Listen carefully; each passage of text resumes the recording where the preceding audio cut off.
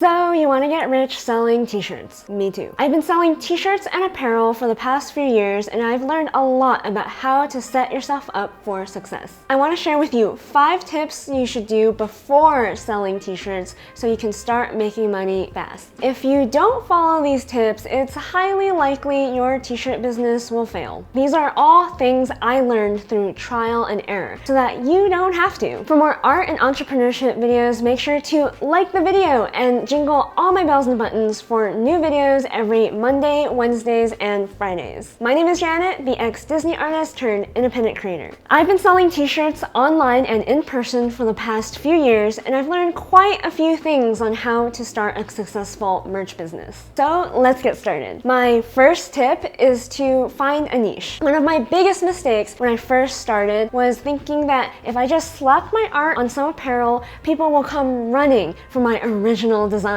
Boy, was I wrong. Many of my early designs had absolutely no niche. It was just nice artwork. But what that meant was there was no real message or reason for people to buy it. It depended solely if people liked my art. And not everybody likes wearing illustrations on their body. So what ended up happening is my very first designs really didn't sell as well as some of my newer ones. Things changed completely when I focused in on a specific niche. My best-selling designs all have a niche. For example, there was a collection where I really focused in on the fitness niche. I made t-shirts specifically for people who are highly motivated and interested in fitness. For you, it could be the basketball niche, or the car niche, or even the corgi niche. Remember, the riches are in the niches. My second tip is to have a brand message. It's honestly just another way of thinking about having a niche. But arguably, this is much harder to accomplish than just simply finding a niche. What it basically means is ask yourself, what does your brand represent? Think about popular brands like Antisocial Social Club or Life is Good. These brands have a very specific message that their fans or audience really relate to.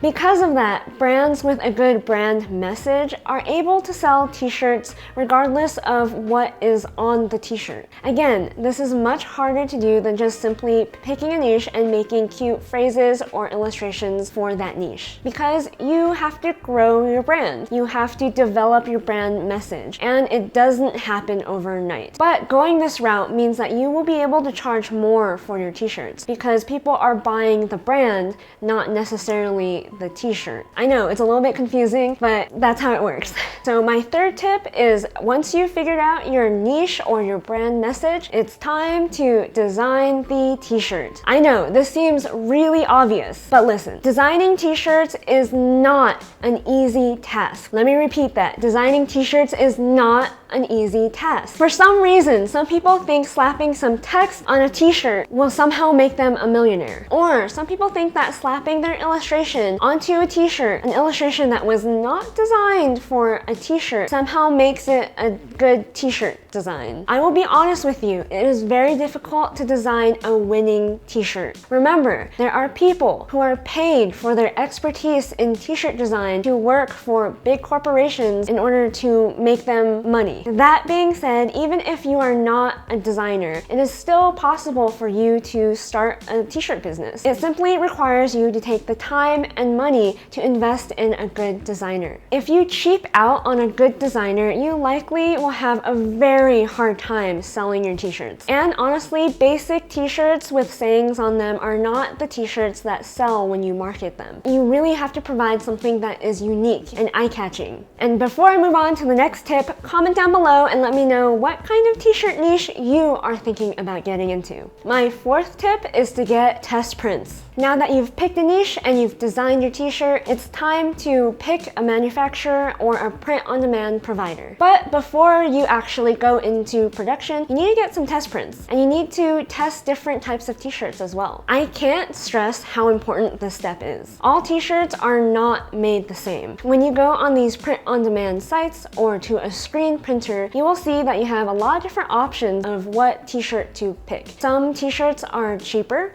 and some t-shirts are much more expensive. It's not as easy to say that cheaper t-shirts are worse or more expensive t-shirts are better. Different brands of t-shirts just simply have different cuts and different qualities to them. Some run small and some run big. Some are made made in America and some are not. Some printers are better than others. You need to figure out what qualities of t-shirt and printers that you personally like. That way you can make sure your customers are happy and reduce the amount of refunds. To do that, most print-on-demand sites allow you to order test prints. Same with screen printers. If you ask, they will most likely have some samples of their print qualities. So even if you're going the traditional business model route where you order t-shirts from a screen printer, it's still possible to get test prints, and you should. The only way to guarantee quality is to feel and touch and see the t-shirt in your hands before you sell them. So my fifth tip is to take good product photos. Once you have your test prints, you are almost ready to start selling, but not quite yet. There's actually quite a bit more work to be done.